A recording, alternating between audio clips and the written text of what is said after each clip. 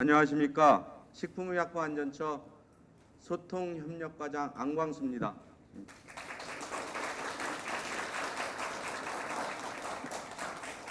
오늘 바쁜 일정에도 열린 포럼에 참석해 주신 여러분께 대단히 감사의 말씀드립니다.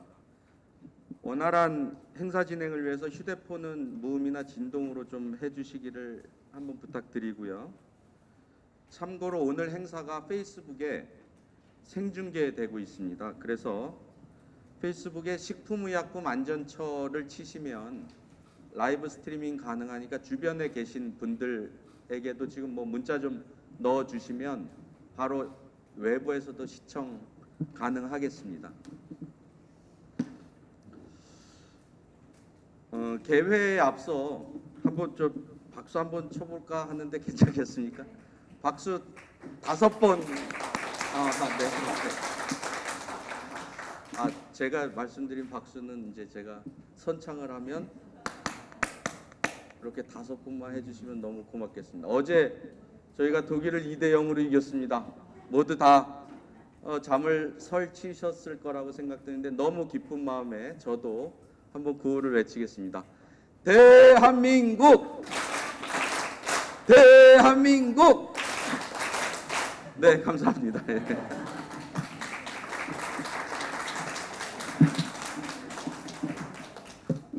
지금부터 제4회 식품의약품안전포럼을 시작하겠습니다. 먼저 국민의례가 있겠습니다. 모두 자리에 일어나 전면에 국기를 향해 주시기 바랍니다. 국기에 대하여 경례.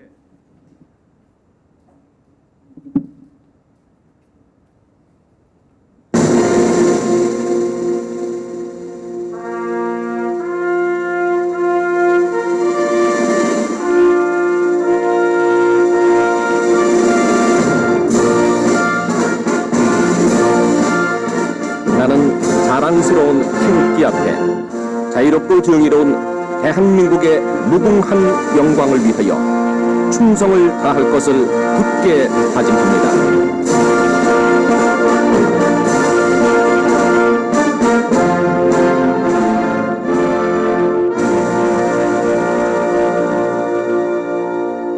바로 이하 국민의례는 생략하겠습니다. 모두 자리에 앉아주시기 바랍니다. 이어서 인사 말씀이 있겠습니다. 식품의약품안전처장님께서 외부 일정으로 오늘 행사에 참석을 못하신 관계로 소비자위해 예방국 김장렬 국장님께서 인사 말씀을 하시겠습니다.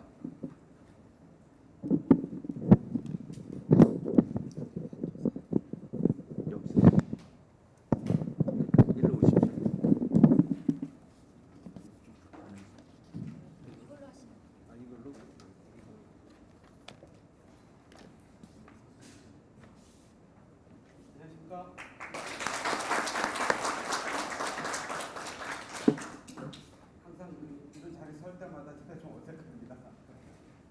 이거 되는 거죠? 네, 사실 저도 이제 어제 새벽에 축구를 보면서 눈이 막 감기고 막 자야 되는데 또 자기 좀 아쉽고 막 갈등을 하면서 1시까지 봤어요. 보다가 너무 신나가지고 막 소리 질렀더니 그제 쳐가지고 자다 깨가지고 뭔 일이냐고 굉장히 감격이 깊은 순간이고요. 제가 매 열린 포럼 할 때마다 말씀드리지만 이 열린 포럼 자리가 저희가 물론 국민의례를 했지만 단순히 정부에서 시책을 알린다든지 홍보하는 그런 자리는 절대 아니고 좀 불편할 수도 있고 또는 저희가 다루고 싶은 주제 또는 안 다뤘으면 좋겠다고 하는 주제들을 꺼내가지고 한번 오픈해서 다루자라는 게 저희 취지고요. 그리고 그동안 이제 약간 민감한 주제들을 다뤘고 물론 특히 여기 오신 분들 또 소비자 단체나 시민 단체에 오신 분들은 그래도 뭔가 조금 부족하다라고 반드시 생각하실 것 같습니다. 저도 역시 그런 게 약간 있고요. 근데 이제 다만 주제를 다룰 때 그 시의성에서 이제 예를 들어 WTO 문제라든지 GMO 문제라든지 여러 가지 있는데 저희가 공지가 다 터졌을 때 다루면 좋은데 이제 아무래도 저희가 이제 외국 강사분들 섭외하고 주제를 정하다 보니까 약간씩 어긋나는 거는 어쩔 수 없는 것 같습니다. 근데 저희가 뭐 다루기 쉬운 주제만 다루는 게 아니라 분명히 제가 지금 말씀드린 그런 약간 어렵고 다루기 쉽지 않은 주제도 다룰 거라고 제가 약속드리고요. 이번에 그 주제는 두 가지입니다. 이제 그저께가 그 세계 마약 퇴치의 날이었기 때문에 이제 오늘이 그저께 6월 26일이 퇴치 날이었고 오늘은 이번에 들어서 프로포폴 등 마약류 안전관리 강화 첫 번째 주제로 하고요. 그다음에 이제 두 번째는 적색류 가공육 섭취할 때 이제 과연 문제가 있느냐 없느냐에 대해서 계속 많은 분들이 뭐 괜찮다고 오늘도 신문 기사 보니까 한국 사람들이 그래도 고기를 적게 먹는다 이런 기사들이 있는데 그러면 실체가 어떤지에 대해서 한번 좀 알려드릴 필요가 있다고 싶어서 조금 시간은 걸리지만 두 가지 주제를 잡았습니다. 그래서 특히 마약 관련돼서는 오늘 이제 좋은 발표와 토론이 있을 거라고 기대를 하고 있는데 여기서 나오는 그런 내용들은 저희들이 가능하면 충실히 전체에 반영을 하고 또 혹시라도 더 다른 제안이나 이런 게 있으시면 그것도 마찬가지로 충실히 반영을 하겠습니다. 그리고 저희가 매월 이 연립 포럼을 하면서 지난달에 한 그 다뤘던 내용들에 대해서 그냥 넘어가는 것이 아니고 좀 이따가 우리 이제 안공수 과장께서 어떻게 우리 정부가 그걸 대응을 하고 있는지 그러니까 나왔던 요구사항에 대해서 저희가 이거는 이렇게 정리가 됐다 이거는 정리 못했지만은 앞으로 이렇게 하려고 하고 있습니다 이런 식으로 팔로우 계속 해드릴 겁니다. 그래서 제가 말만 하는 것이 아니라 진짜로 좀 달라지는 그런 모습을 좀 보여드리려고 노력하고요. 오늘 하여튼 제가 어제 너무 기분이 좋아가지고 막 존댓 말다 하다가 갑자기 소리 지르는 바람에 옆집에서 안 올라온 게 다행이라고 생각을 하고요. 하여튼 우리 이제 안건과 이제 훌륭하신 분인데 네. 대한민국을 미래 하셨기 때문에 그냥 여러 마음으로만 한번 하겠습니다. 네, 감사합니다.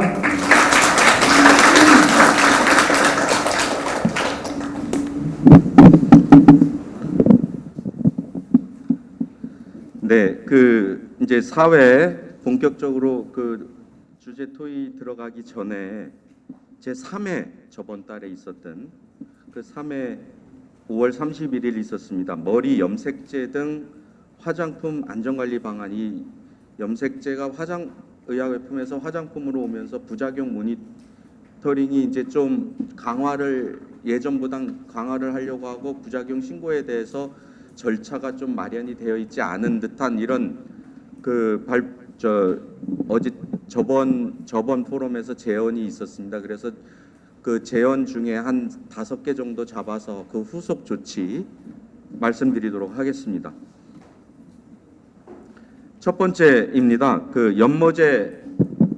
연모제가 염색제인데요. 그 색소 침착 부작용에 대한 모니터링 강화, 주의사항 추가 기재 필요라는 의견을 주셨었는데요.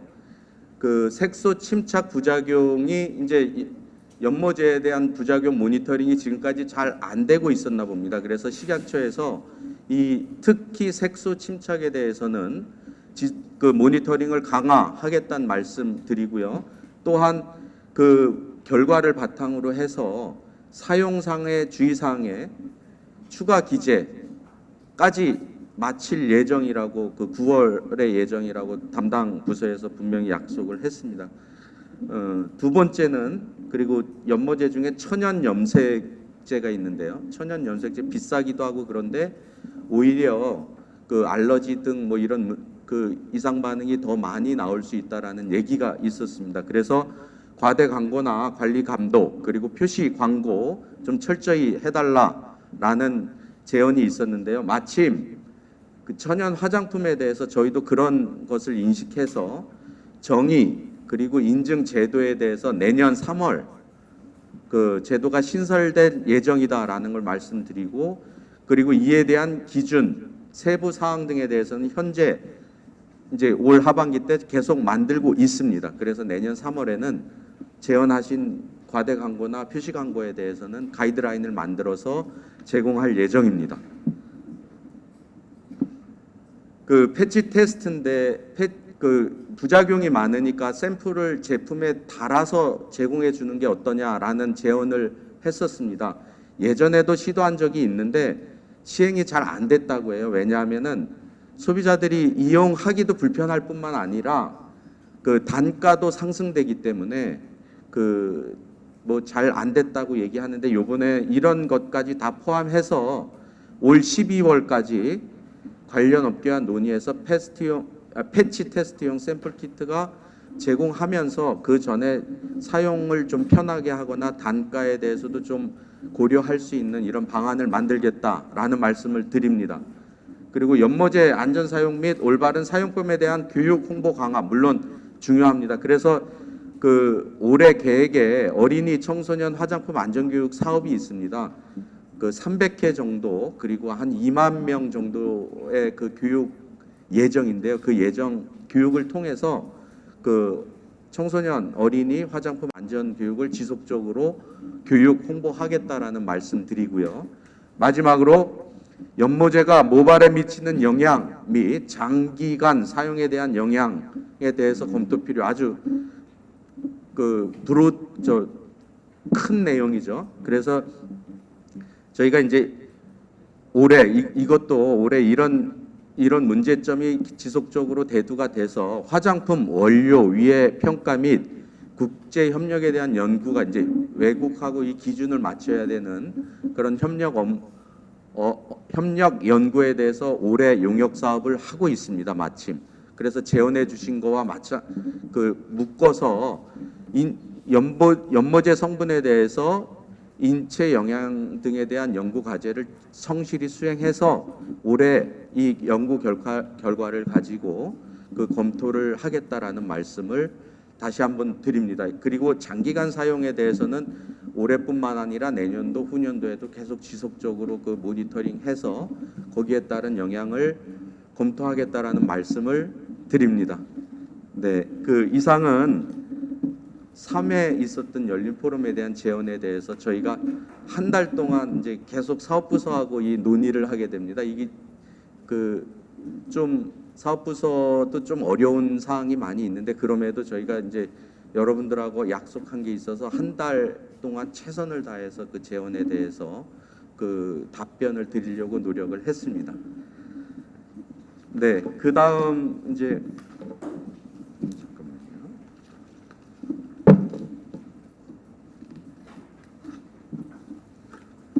네, 이제 오늘의 본격적인 주제 토론에 대해서 말씀드리겠습니다. 오늘 포럼은 1부로 프로포폴 마약류 안전관리, 2부로 적색육, 가공육 섭취 실태 및 그 섭취 방법에 대한 두 가지 주제로 나눠서 할 예정인데요. 먼저 1부 주제 발표를 시작하겠습니다. 질의는 발표가 끝나면 그 패널 토의를 진행할 예정입니다. 그래서 패널 토의에서 그 질의를 해 주시면 고맙겠고요.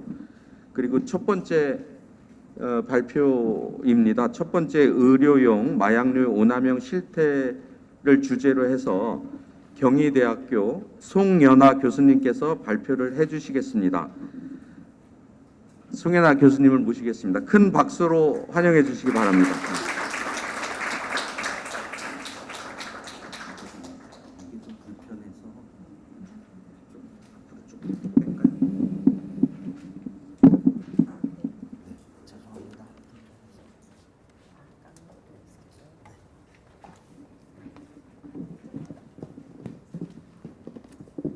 네, 감사합니다. 먼저 식약처에서 저희 한국마약퇴치운동본부의 행사를 기억해 주셨고, 또 이렇게 마약류 관련한 열린 포럼을 열어주셔서 감사하고 또 초대해 주셔서 감사합니다.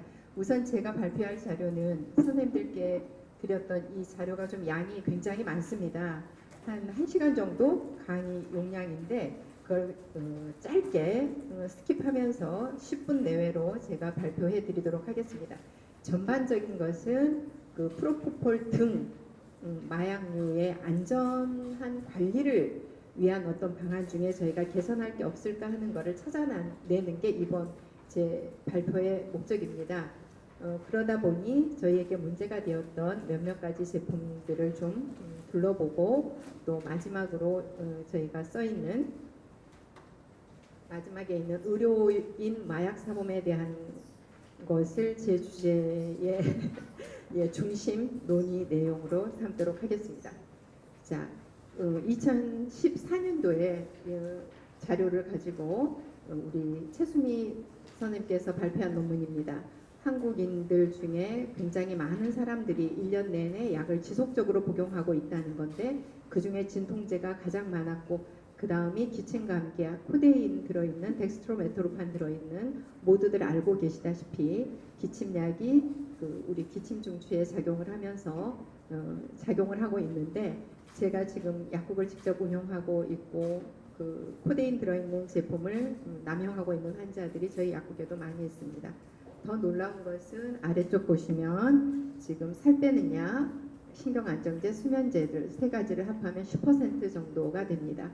모두 향정신성 의약품에 속하는 것들이고 이러한 것들이 지금 잘 관리가 되고 있는지 본인들이 먹고 있다고는 하지만 실제로 저희가 병원에서 처방받아서 먹는 환자들도 있고 그렇지 않은 환자들도 있을 것입니다. 마약류에 대한 것은 지금 참석하신 선생님들 중에 혹시 한번 점검해 보기 위해서 마약류라 하면 마약과 향정신성 의약품, 대마 그리고 임시 마약류까지를 포함해서 저희가 관리하도록 하겠습니다. 이 중에 빨간색으로 되어 있는 히드로몰핀, 디히드로코데인, 옥시코돈, 에톨핀 이런 것들은 저희가 마약 중에도 정말 불법 마약도 있지만 병원에서 저희가 사용하고 있는 합법적인 마약도 있습니다. 진통제로 사용되고 또 암 환자들은 꼭 필요한 약이고 외국에서는 굉장히 많은 진통제가 사용되고 있으나 우리나라에서는 그렇게 많이 사용하고 있지는 않은데 제가 척수에 종양이 있어서 수술을 했는데 그때 써보니까 정말 환상적으로 안 아프고 좋더라고요. 예. 근데 중독은 되지 않았습니다.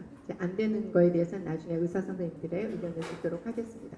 향정신성 의약품 중에도 저희가 향정신성 의약품 그러니까 의약품이기 때문에 모두 합법적인 것일 거다라고 생각하지만 합법적인 것보다 지금 합법적이지 않은 것들이 훨씬 더 많다는 거죠. 네.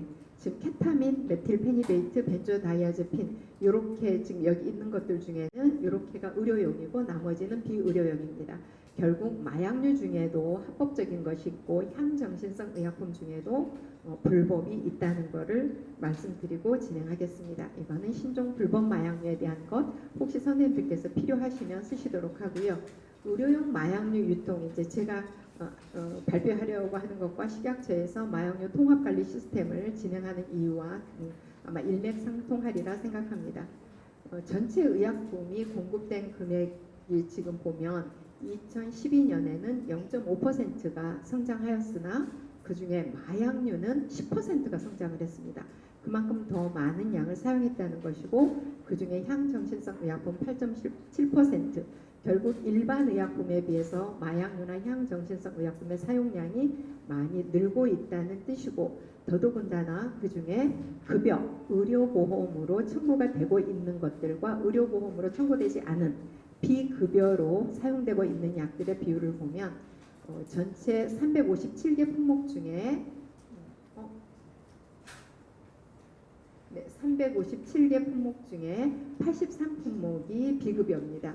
마약은 비급여가 없습니다. 이거는 사용하자마자 일주일 내에 바로바로 저희가 보고해야 되기 때문에 보면 전체적인 83품목은 그 중에 76.8% 거의 77%가 비급여로 되어 있습니다. 향정신성 의약품에서 보면 63% 정도가 비급여로 사용되고 있다는 것은 결국 저희가 향정신성 의약품을 이런 시스템 가지고는 저희가 추적 관리할 수 없고 어떤 사람들이 오남용을 하고 있는지 알아낼 수 없다는 거고요. 전체 의약품 중에 특히 내세웠던 프로포폴의 경우는 21%만이 급여로 청구되었고 나머지 79%가 비급여로 사용되었다는 것이기 때문에 저희가 시술이나 이런 목적으로 사용된 건 21%고 그 이외에 우유주사 또 아니면 피로회복제, 진정제 또 무슨 백설공주 주사 이렇게 하면서 사용되었던 약들이 아마 79%가 되었다고 생각이 됩니다. 자, 전체적인 그림을 한번 보면 저희가 마약류 중에 가장 많이 사용되고 있는 것들은 펜타닐, 레미펜타닐, 옥시코돈, 몰핀. 지금 이쪽에 날록손도 마찬가지 저희가 그 알코올 중독 치료할 때도 사용하게 되고 진통제로 사용되고 있는 이 마약류들을 보면 지금 펜타닐이나 레미펜타닐 진통제가 저희 공급량에 비해서 그 펜타닐 진통제가 급여로 사용되는 게 이만큼밖에 안 된다는 거죠. 마약류 중에도 지금 그 병원에서 그냥 사용했던 것들이 있는 것 같습니다. 그리고 향정신성 의약품 경우에 펜터민이나 펜디메티라진은 살 빼는 약인데 0%죠. 급여가 안 되고 대부분 이거는 비급여로 사용되고 있습니다.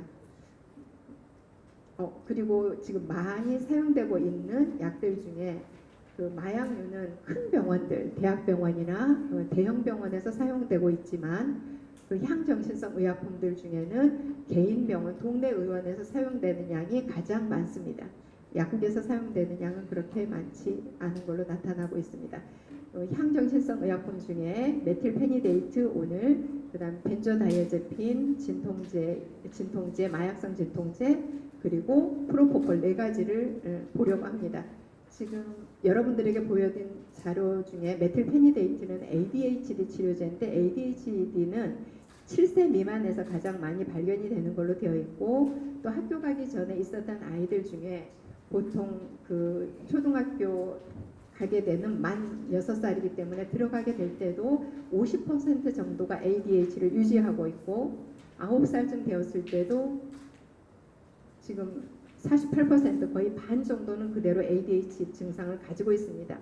그런데 그 인재근 의원이 발표했던 그 자료들이 굉장히 그 인터넷에 많이 떠돌아다니더라고요. 그리고 또 발표를 했었고, 자 거기에 보면 지금 굉장히 그 10월에 2015년 수능을 앞둔 고3 수험생이 9천만 원어치를 청구했고 2월에 대비해서 수능을 앞두고 더 많은 양을 했기 때문에 메틸페니데이트를 잘 관리해야 된다 이런 내용이었는데 제 생각에는 지금 보면 7살에서 12살까지 6년 동안에 44,000건이 발견되었으면 1년에 그러니까 7살짜리, 12살짜리 이렇게 보면 7,400명 정도 그 아이들이 6살, 7살 있었다고 보여지고요.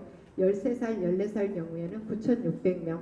그러니까 미리 발견한 경우도 있지만 발견하지 않은 경우도 있고 새로이 발견된 경우가 있을 것입니다.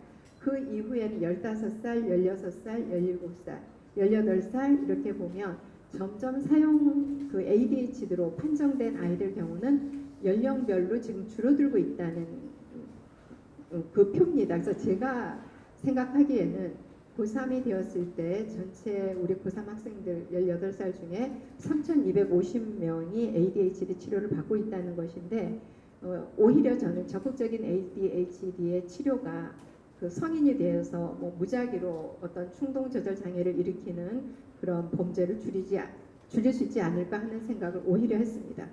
또 문제가 되는 저희 벤조다이아제핀계 같은 경우는 수면제, 진정제로 사용되고 있는데 물론 치매 치료에도 사용되고 있어서 이 제제는 지금 세계보건기구에서도 마찬가지고 우리나라 보건복지부에서도 이 수면제를 노인네들한테는 사용하지 말아라. 반감기가 길고 노인네들이 해독하는 능력이 떨어져 있기 때문에 사용하지 않았으면 좋겠다라고 해서 일반적으로는 인구 100명당 65세 이상에서 OECD 평균보다 낮은데 문제는 사용하지 말라고 하는 긴 반감기가 긴 것들은 다른 나라에 비해서 너무 많이 사용하고 있다는 거죠.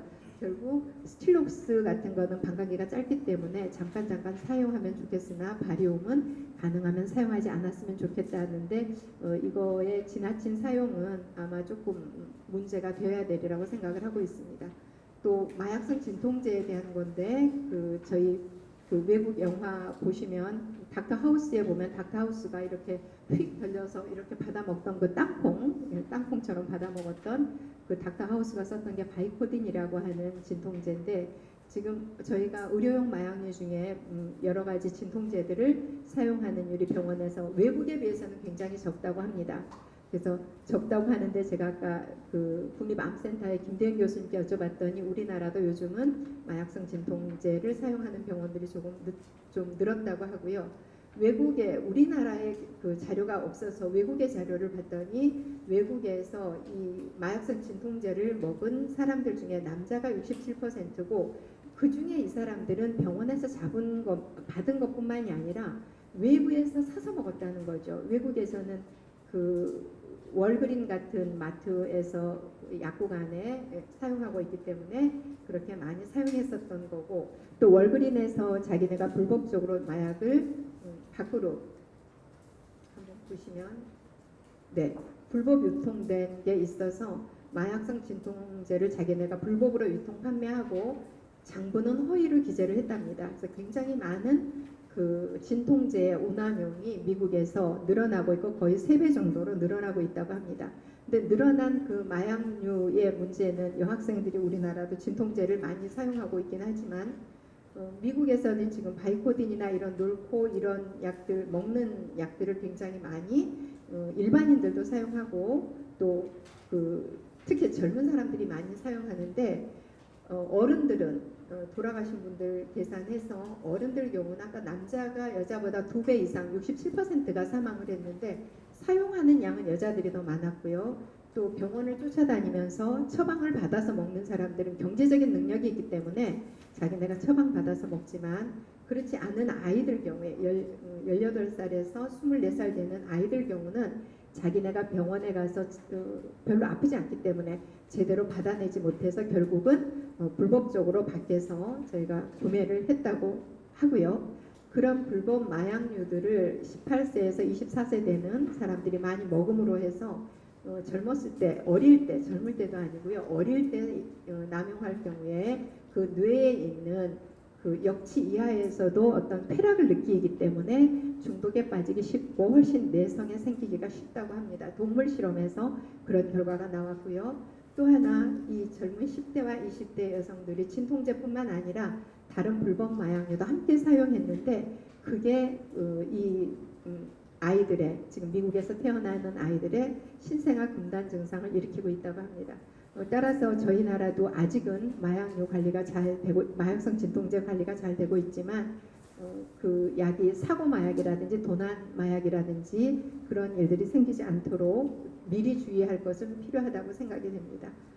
마지막 프로포폴 문제는 지금 프로포폴의 가장 커다란 문제는 처음에 물론 이제 가수가 사망한 데서 시작이 되었지만 이 프로포폴을 누가 많이 사용하는가 하는 거를 우리나라 자료가 없어서 미국과 프랑스 자료를 봤을 때 미국에서는 보통 그 의사 선생님들이 굉장히 많은 그 진통제 많이 사용하고 있고 프로포폴은 진정제로 흥분제는 그 암페타민유라든지 아니면 메칠페니데이트, 아토목세틴 이런 것들을 사용하고 있는 걸로 보입니다. 또 프랑스에서도 마찬가지로 이 남용하는 그 마취제를 많이 사용하고 있는데 마취 통증의학과에서 가장 많은 그 약물들을 사용하고 있고 마취과에서 사용하고 있는 약들 중에 프로포폴이라든지 아니면 케타민, 미다졸람 이런 진정제를 많이 사용하고 있는데 우리나라에서는 세계 최초로 2011년 2월에 맞습니까? 김효정 사무관님? 예, 맞답니다. 2011년 2월에 세계 최초로 프로포폴을 마약류로 지정을 했습니다. 그전에는 임시 마약류였습니다. 우리나라에서 이건 우리나라에서 한 겁니다. 마취 통증의학과, 외과, 성형외과 의사 선생님들 대상으로 한 조사에서 진정제로 사용하는 게 프로포폴을 가장 많이 사용하고 미다졸람과 케타민 순서로 사용하고 있다고 합니다. 이 프로포폴은 혼자 하나만 사용하는 게 아니라 다른 마취제들과 함께 사용하면서 그 다른 목적으로 사용해서 그 전문 의사인 의사 선생님이 사람을 죽게 하는 이런 경우도 저희 나라에서 신문에 이제 많이 나면서 문제가 되었었습니다. 결국은 프로포폴을 사용하는 그 자료들을 2012년 국회에 발표한 자료로 봤었을 때 일반 큰 병원보다 아까 봤던 것처럼 21%만이 급여로 사용했고 79%는 비급여로 다른 목적으로 사용을 했는데 그것도 동네 의원급에서 반 정도를 사용했었습니다. 나머지 85% 급여 비율이 나왔었습니다. 여기에 사용되는 것들이 보험 적용이 안 되는 미용 시술이라든지 아니면 이거는 그나마 수술이기 때문에 괜찮은데 그 이외에 비정상적인 의료 행위인 거죠. 피로회복제로 병원에 가서 한 10분 15분이면 맞을 수 있기 때문에 굉장히 깊은 잠을 자고 빠져나온 것처럼 또 일부는 그 밖으로 간호사들이 빼내서 사용하는 경우도 많은 걸로 알고 있습니다. 자, 그 중에 프로포폴을 사용해서 그럼 죽은 사람들이 있는데 우리나라에서 외국에서는 그 89%의 증례가 의료계 종사자였답니다. 프로포폴을 사용한 남용자들 그 중에 40명이 죽었다고 하니까 이거 외국의 경우이고요. 우리나라는 조사가 없어서 알 수 없지만 아마 우리나라도 비슷하지 않을까라는 생각을 합니다. 왜냐하면 쉽게 구할 수 있기 때문에 또 본인이 원하기만 하면 사용할 수 있기 때문에 자, 국내 자료를 2000년부터 11년까지 프로포폴과 관련돼서 사망한 사건이 36사례가 있었는데 그 중에 16경우는 의료사고 중에 왜 그 유방 재건 수술하다가 성형외과에서 우리 딸이 죽었다라든가 이렇게 나온 의료사고가 16건이었고 나머지는 본인이 자살하기 위해서 아니면 원인 미상이었는데 전에 그 산부인과 의사 선생님이 자기 병원 잘 안 된다고 프로포폴 주사 맞고 돌아가신 적도 있었잖아요. 이렇게 봤을 때 의료인이 나머지 20례 중에 의료인이 15례가 있었습니다. 물론 다 의사 선생님은 아니고 의사 선생님 4분, 간호사, 조무사 9분, 병원 직원 2분 이렇게 해서 결국 병원에서 쉽게 저희가 얻을 수 있었기 때문에 돌아가시는 경우가 있었고요. 우리나라에서 외국하고 다른 거는 외국은 보통 프로포폴을 의사들이 많이 사용했고 이 사람들이 자기네는 사용하지만 환자들한테 피로회복제예요, 예뻐지는 약이에요 뭐 이렇게 하면서 사용하진 않았는데 우리나라에서는 일반인들이 프로포폴 사용하는 게 진정요법, 아 나 너무 피곤해요, 좀 피로회복제 좀 놔주세요 뭐 이렇게 했을 때 사용되는 게 굉장히 높았다라고 하고 있고 결국은 지금 일반인들이 프로포폴을 어떻게 사용하는가 제가 며칠 전에 버스를 타고 가는데 전화하면서 야 피곤한데 우리 오늘 병원에 가서 뭐 30분이면 되잖아 피로회복제 맞고 가면 어때? 이러고 전화하더라고요. 예, 그러니까 그 피로회복제 30분 안에 맞을 수 있는 피로회복제가 좀 궁금하긴 했어요. 예, 이렇게 반복적인 예를 들면 탈모 치료할 때 한 12번 정도 예약을 하면 탈모 치료 이렇게 겨드랑이 털 제거 또 이렇게 이런 털 없애기 위해서 치료할 때 아마 이렇게 반복적으로 사용하다 보면 프로포폴에 이렇게 자기가 중독될 수 있겠다라고 일부 연예인이 얘기하더라고요. 또 하나는 정말 나쁜 의사 선생님들이 다른 목적으로 영업 사업으로 해서 지금 오히려 우리나라는 그렇게 진정요법과 관련돼서 피로회복제라고 해서 일반인들이 오남용되고 있는 경우가 많다고 생각이 됩니다. 또 하나는 외국의 경우에 이런 마약류나 향정신성 의약품, 그러니까 마약이나 벤조다이아제품 같은 사용량이 의사들 경우는 한 5배 정도 높다고 하고요. 우리나라에서 봤었을 때도 이렇게 늘었는데 그 중에 의사 선생님들 경우는 의료인 마약류 사범이 조금 2003년도에 비해서 지금 2012년도에 조금 늘고 있다는 거고요. 또 마약 사범 경우는 진통제, 마약성 진통제를 물론 선생님들이 수술하시고 병원에서 스트레스 받고 힘든 거는 알지만 일반인들에 비해서 거의 3배 정도로 마약류 사범이 많다고 보고되고 있습니다. 자, 또 마취통증의학과에서 이거 외국 자료입니다. 하는 경우에 72명 중에서 9명이 프로포폴을 남용하고 있고 그 중에 9명 중에 4명이 마취통증의학과였고 그 중에 2명은 대부분 의사 선생님들이 사용할 때는 자기가 몰래 사용하기 때문에 잘못하면 이렇게 사망률이 굉장히 높은 것으로 알려지고 있습니다. 다른 과에 비해서 한 3배 정도 높다고 하고요. 또 조금 다른데 마약류 사범, 일반적인 마약류 사범들은 즐기기 위해서 호기심에 성적 만족감을 위해서 많이 사용하고 있는데 의대생들도 물론 똑같이 의대생들은 즐기기 위해서 사용하지만 의사 선생님이나 레지던트들 경우는 업무 능력 향상을 위해서 너무 힘들고 밤새고 수술하고 너무 힘들기 때문에 그랬다라고 하는데 우리나라 의사 선생님들은 외국의 의사 선생님들보다 더 업무시 강도가 높고요. 또 하나는 대학병원에 계시는 분보다 외국의 자료에서도 개인 병원에 있는 분들의 삶의 질이 떨어지고 근무 시간이 훨씬 많다고 합니다. 그래서 그런 마약류나 향정신성 의약품이 일반 병원, 개인 병원에서 사고가 많이 나는 어떤 원인이 되기도 할 것 같습니다. 의사 선생님들은 화가 나면 그런 것 같아요. 어디 신경과 가서 치료하지 않고 그냥 약으로 스스로 해결하시는 것 같습니다. 이상 제 자료를 마치면서 지금 현재 마약류 통합관리 시스템이 되어 있기 때문에 저희 약국에서 너무 힘들게 적응하고 있지만 내년까지는 안정이 되리라고 생각을 하고 실시간으로 포스로 그때그때 보고를 한다는 것은 굉장히 좋은 시스템이라고 생각을 합니다. 다만 지금 현재 의료용 마약류 중에 급여만 저희가 심평원에서 바로바로 되고 비급여 의약품 경우에는 심평원에서는 체크가 지금 안 되고 있기 때문에 전체적으로 비급여 의약품까지도 저희가 그 DUR을 통해서 들어갈 수 있도록 하는 게 필요하다고 생각이 되고요. 또 하나 제가 이런 자료를 만들 때 컴퓨터를 켜놓고 그냥 그 팔목이 아프게 하고 있으면 저희 어린 아들이 이렇습니다. 엄마 그 네이버 구글 해봐야 못 찾아요. 이래요. 그럼 이거 마약은 어디서 산다니 사드려요? 이래요.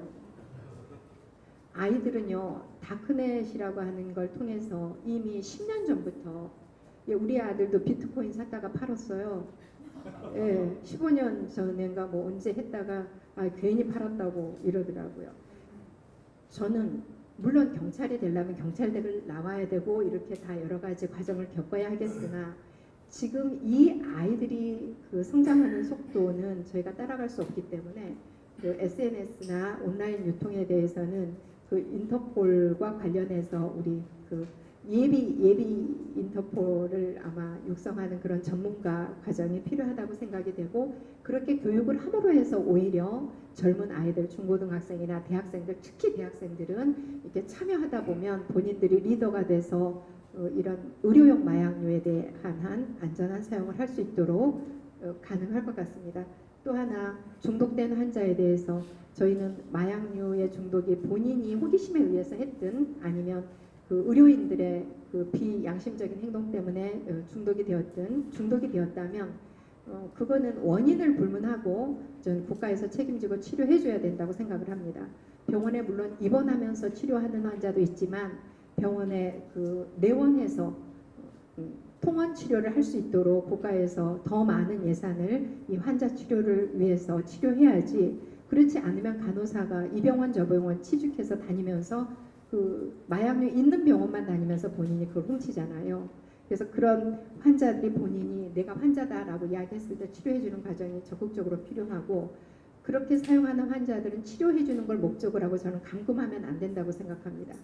그 교도소에 감금했더니 거기서 오히려 다른 병만 얻어서 나오는 경우가 더 많았기 때문에 오히려 그 환자들은 감금하지 않고 치료해주고 지금 아마 우리 변호사님 계시지만 그 환자를 그 마약 중독자로 만든 의사들의 의사 면허는 저는 박탈해야 당연하다고 생각합니다.